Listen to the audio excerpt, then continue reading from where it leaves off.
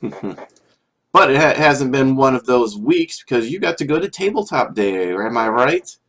I did, and I had a game night on Friday night before, so I had a lot of gaming this last weekend, and gaming makes me happy.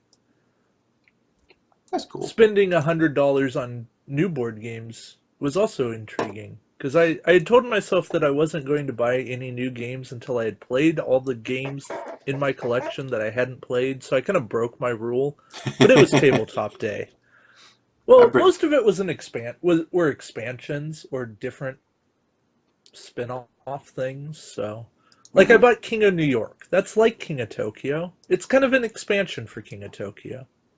Oh yeah, That's how I'm justifying it. And like, re-implementations, getting yeah, refreshing a game you already re-implementation. know. But yeah, so I only got to play 4 games on tabletop day, but 2 of them were completely new to me, and that was cool. So, um, yeah, I wanted to talk. Uh, well, I know you were sourcing images for me. Do you have one queued up before the other, or do you care? No, I'm just doing it as we go, pretty much. Okay. Well, I will talk about Roborally first because that's the one I played first. Gotcha. So, Roborally is a game that's actually been out a while, and it's a game I had in my collection at one point, and I traded or sold it off. Anyways, I no longer had it, but somebody had pulled it out near the end of the night, and they were like, "Hey, who wants to play Roborally?" And I was like, "Eh."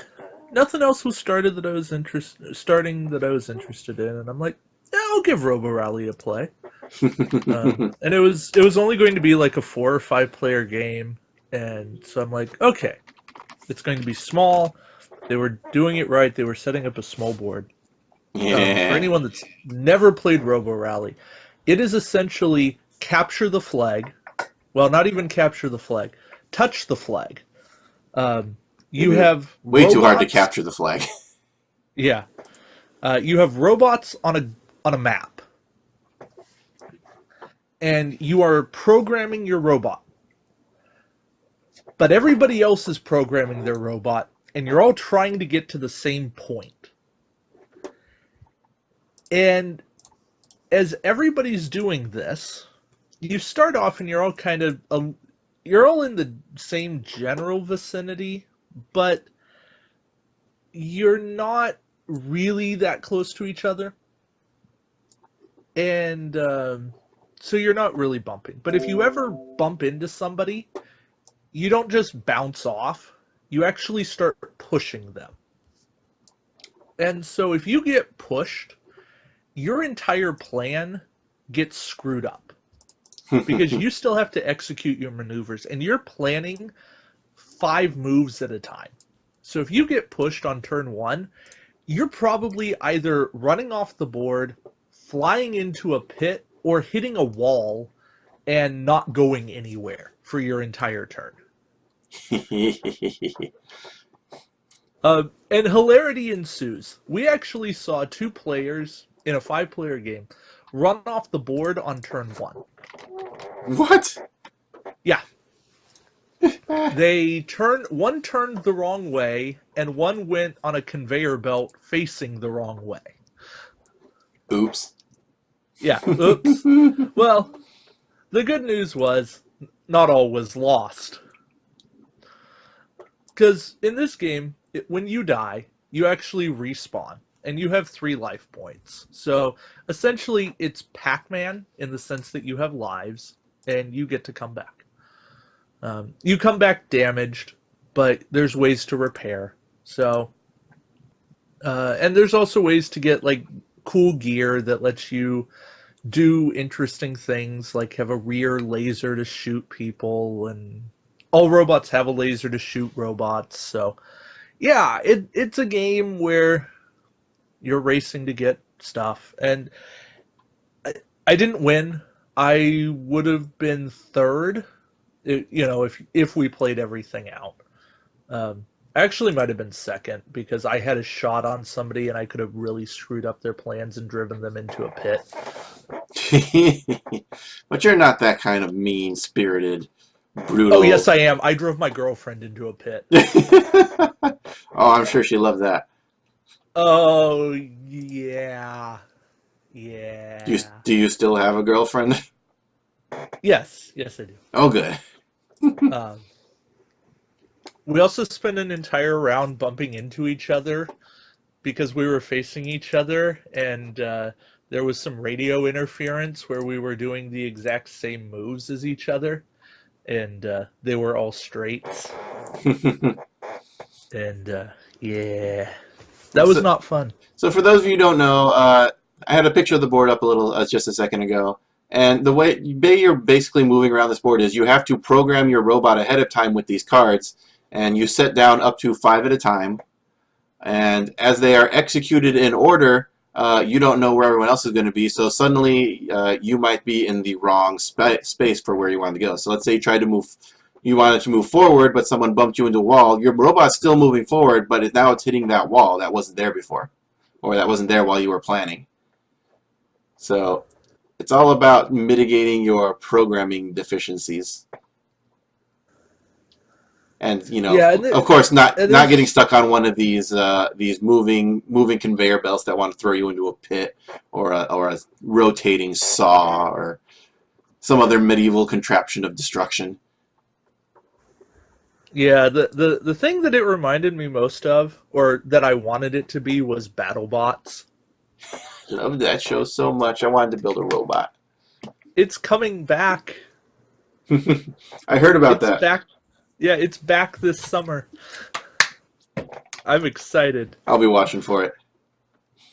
But yeah, it's there's lasers, and we played on a really good board.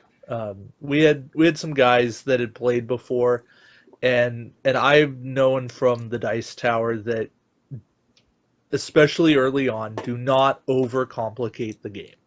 Mm-hmm. Make it very simple. Make it have two flags to get, just so you don't spend hours. And it took us probably 90 minutes to get 2 flags. And it's because sometimes you get a hand.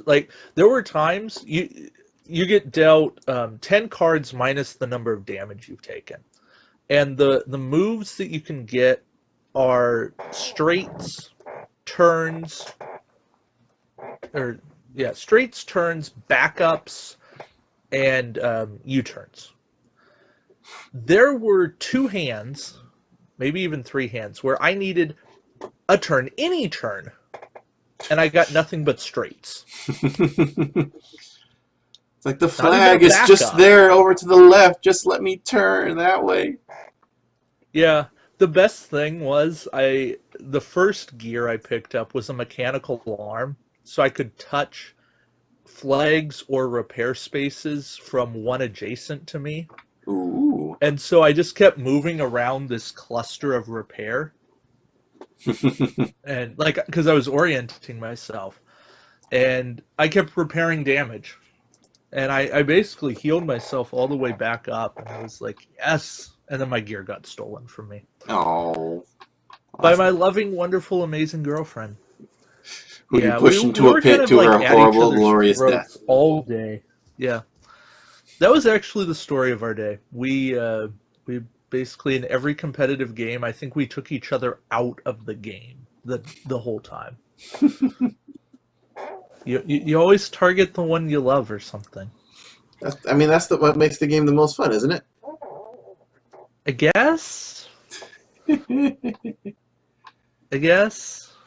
This was all made better because when I played Cosmic, I was the love power. Aww. So I started parroting every song with love in it. It got old fast, which annoyed all my opponents all the more. Stop. It was amazing. Don't invade me. You have to stop in the name of love. Exactly. See, you understand. I understand as much as I despise Cosmic Encounter. Like every time allies came around, I was like, guys, all you need is love.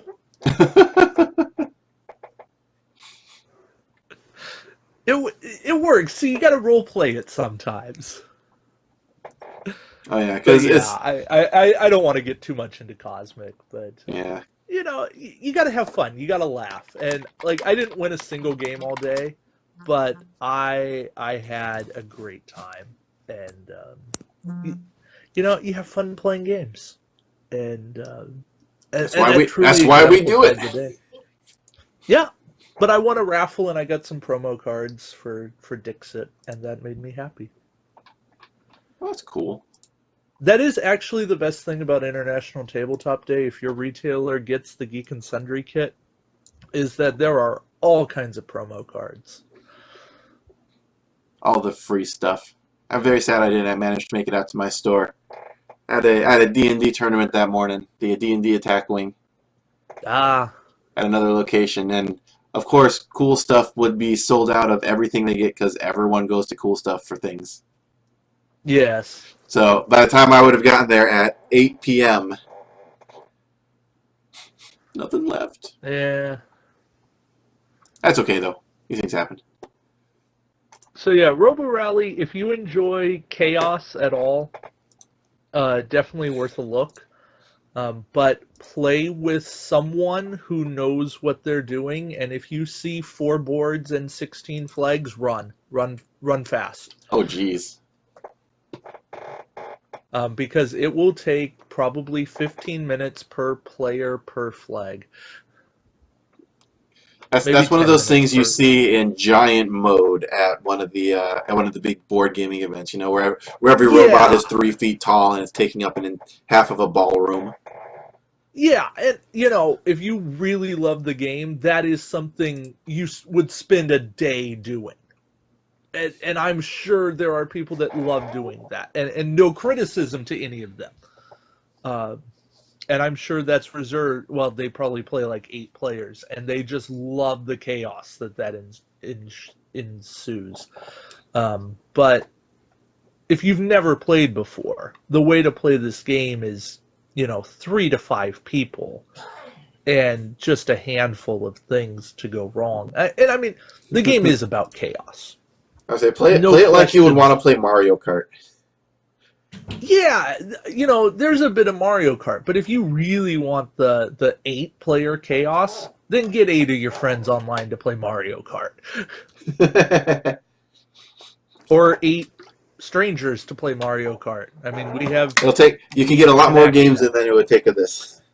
Yeah, I mean, Mario... See, the thing about Mario Kart, it takes 2 minutes. Roborally takes 2 hours. So... It's the sad reality of turn-based like games. Yeah. Well, and I mean, Roborally, like, I was in it the whole time. Mm-hmm. I got hosed by a couple of terrible hands. And I mean, that put me in a position, like, I stayed in the same probably like 8 squares for 4 rounds. And when you can't make progress out of that, you're sitting there and you're like back and forth. You're just running.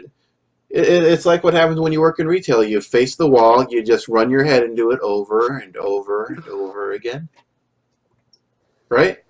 Yeah. Yeah. But still, I had a blast. I had fun, and I would give it another play in probably about a month. Just, there's other things to play too.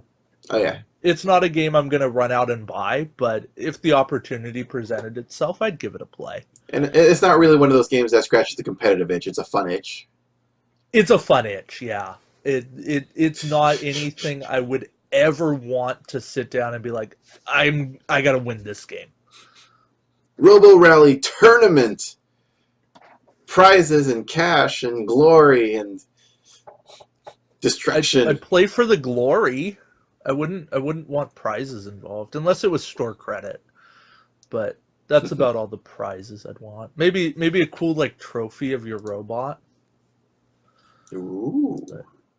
But yeah, nothing any more serious than that. Spray painted gold. Yeah, sure.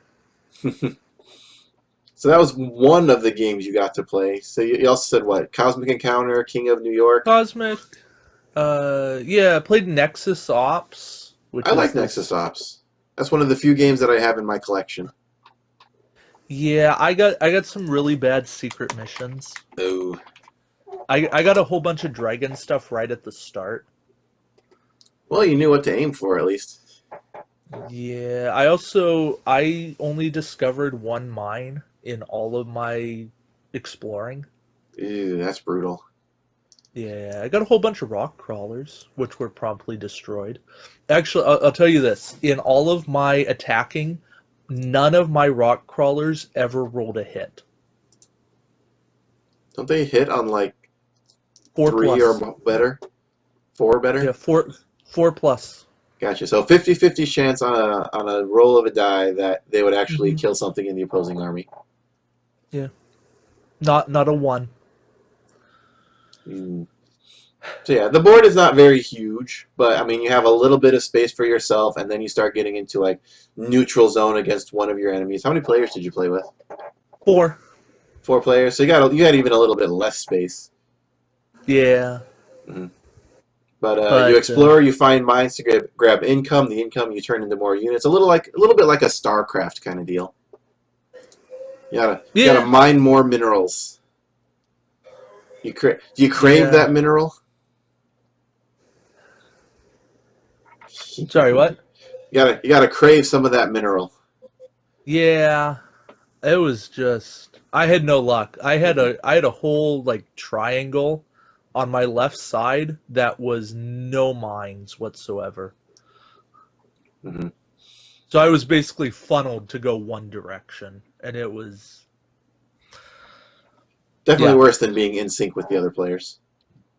Yeah, well, it basically created a buffer zone for the other player, for the player to my left. He had nothing to do, and he ended up buying like 3 dragons because he wasn't being attacked by me. And he had them. He was on the side with the mines, and you were on the side without the mines. Yeah. Yeah. So I felt like and he won the game, and I felt like I handed him the game, because I wasn't competing with him to balance anything, Mm-hmm. and it was just, yeah. Yeah, it gets rough sometimes. The game runs on secret missions, so depending on what that is how you're going to get the majority of your points. Like the thing that works really well, I think, if you get not a lot of mines and a lot of rock striders, is to take the monolith. Yeah. That gives you more advantages in combat, because even just basic combat, even if you don't have a secret objective, is worth a point, and you only need 12 points to win. Right. So a full combat I didn't even win a battle the whole game. I won on defense. I didn't win a battle on offense. That was my problem. You have to initiate a battle and wipe out the opposing force to get a point from it. Yeah. It was brutal. I think I had, by the end of the game, I had 3 points, and it takes 12 to win. One thing I really like about Nexus Ops is that, like, if 2 people start fighting each other, like, well, mostly for a 3-player game, if 2 people start fighting each other, usually the one person who's left over has all the resources and is going to win, right? For any other game, that usually holds kind of pretty true. But in this game, you get points by fighting. So if 2 people are fighting against it and one person's left to just build up their forces, they're usually not the one that wins. Because the other guys will have to go attack. Yeah. You don't win the game by turtling at all. Mm-hmm. And because you can only move 1 space on your turn for the most part, you're not going to win.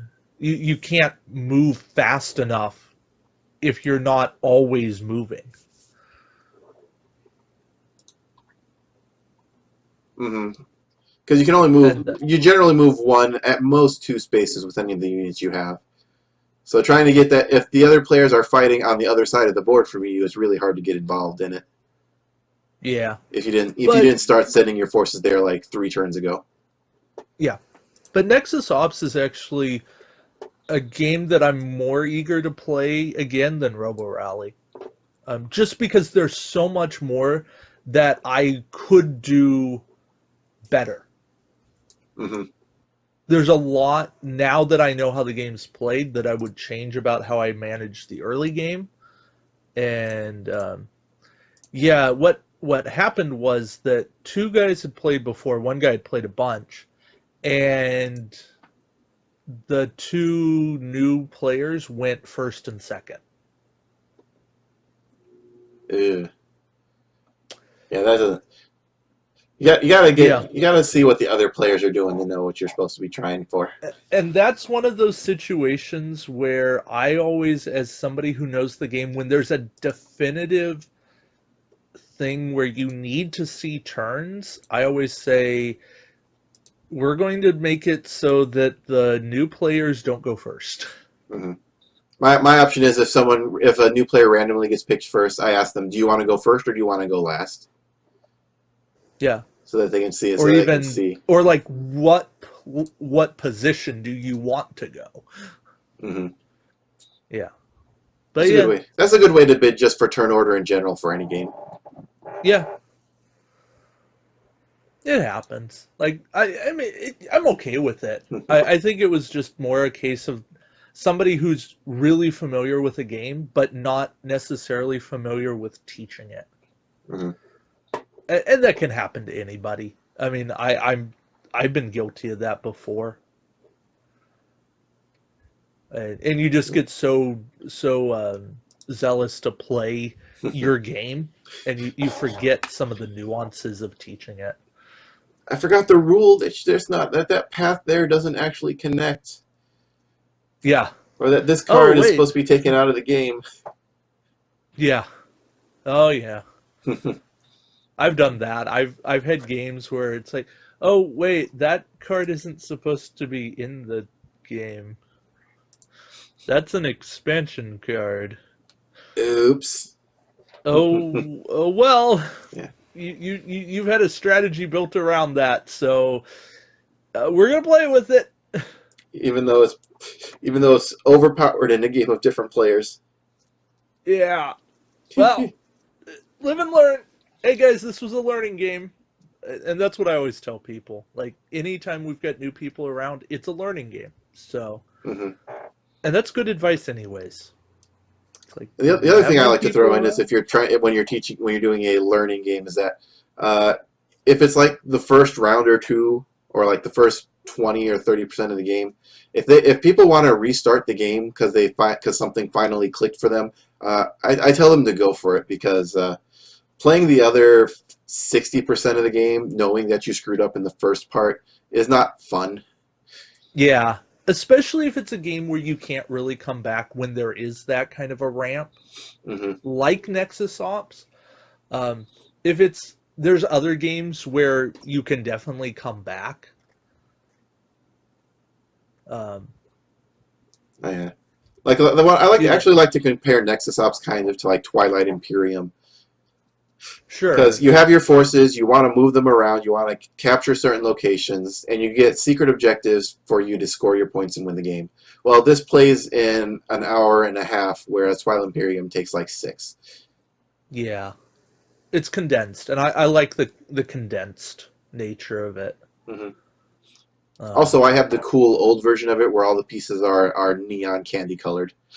oh yeah, that's the one I played. Nice. I was stuck with pink. It's red-ish. It's red.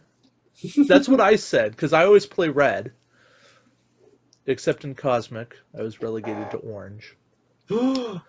Oh. Well, orange is my second color. Yeah. Actually, white is my second color in Cosmic, but that was taken as well.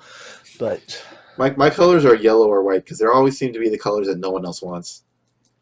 yeah, Normally, I mean, I my color would have been green, but I got eventually learned that so many games don't actually have a green color. It wasn't feasible.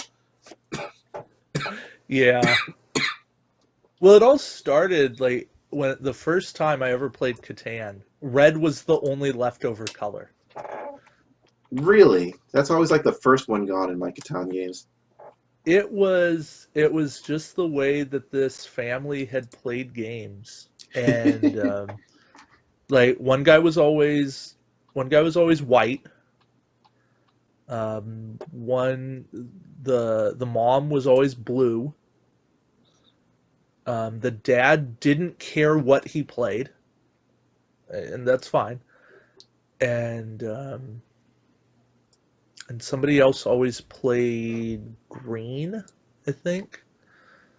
And so, nobody likes tan. Yeah, that's not a color. Yeah, I know. That's a forgotten color. That's we're not going to spray paint these. Or paint them, or whatever they do to pieces. And so, well, Natural hey, red's color. there, so I'll play red. People had their colors, so I'm like, yeah, I'll take red. And why can't we all just have colors across this every game? That's my color. You can't have it. Yeah, I'm like, I've got permanent dibs on red, guys. Well, it's like for me, when I own it, it's my color. If I own the game, I am red.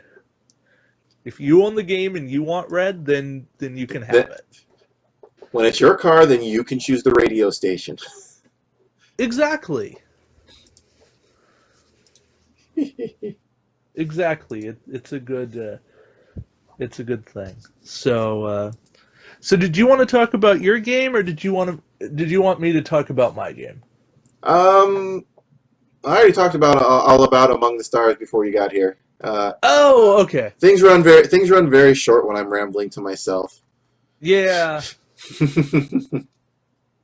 So I already did Among the Stars, and I did my gratuitous space battles, which was pretty cool. So okay. So yeah. Whatever else you want to talk about? Because I figure it's going to be this show is going to be a little short anyway without Tucker. Yeah. Well, so I didn't actually play Pandemic: The Cure at Tabletop Day, but I did play it on Tabletop Day. Oh, that's the one that has the dice, right? Yes, it is all dice. Dice and cards. But so it's a standalone Pandemic game. So don't think it's an expansion for Pandemic. Mm-hmm. It is it's still a co-op game designed by the same designer. So it's Matt Leacock and I believe Tom Lehman. So he's another co-op guy, Race for the Galaxy designer. So Race for the Galaxy. Yeah, that's a good card game.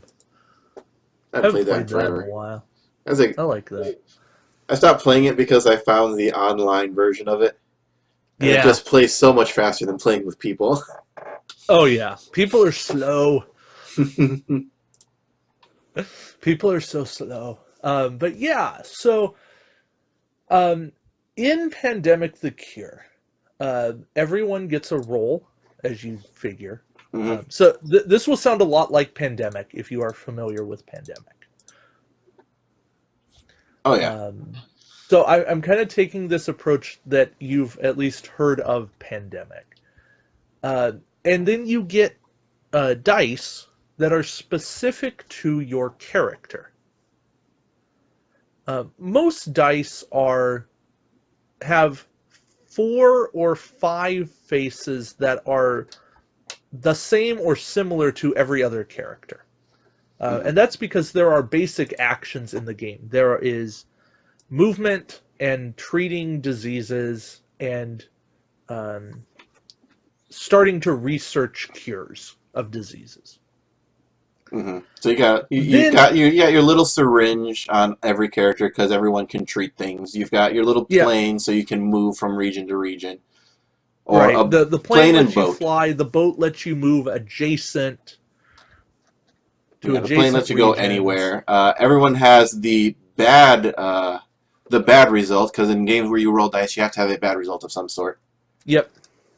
And then everyone has the bottle, which lets you take a die that you've previously treated and research that. So that's kind of like the cure symbol, which once you've bottled it, you can then use it to roll, and if you roll a 13 or higher of the same or the same color of dice, then you have researched a cure of that disease.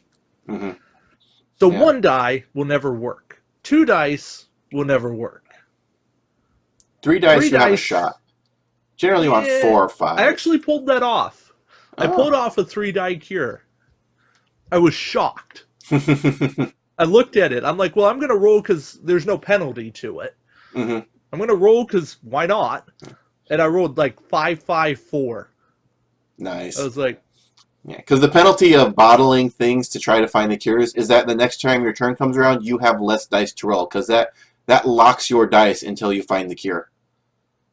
But really, it's not a penalty because it's less biohazards that you could roll. Yeah, fair enough. The nice thing in this game is that you can roll forever. Yes, unless you roll that biohazard. Right. The biohazard locks your die, but you can roll until you get what you want, which I think is a really cool trade-off. So it's basically, do you feel lucky? Well, do ya? Punk. Oh, wait. Wrong kind of game. Yeah. So again, like Pandemic, there's a bunch of ways to lose and only one way to win. You win when you have a cure for all 4 diseases, and you lose if you have 8 outbreaks. An outbreak occurs when you get 4 dice of the same color in any of the 6 regions. Mm-hmm. If you've played Pandemic before, you know the diseases are marked by cubes in regular Pandemic. Here they're marked by actual dice, and what you roll on them determines where they go on the board. Yeah. You also lose if the biohazard track gets all the way to the end. Yes, and that goes up by 1 every time someone rolls a biohazard thing on one of their dice. Yes. Now, you also have an outbreak at every, I think it's every 5th, might be every 4th time a biohazard symbol is rolled. I think it's every 1, 5th. 2, 3, 4, 5. 1, 2, 3, 4. Every 4, it looks like. Okay. Yeah, every 4. Mm-hmm. And then it also increases the number of dice you'll add to the pile every turn. Yeah. And what happens when you outbreak is that you pull the new number of dice that you're in from the bag and every die that's in the center. And you roll them and you place them on the board. Mm-hmm. So things get nasty very quickly.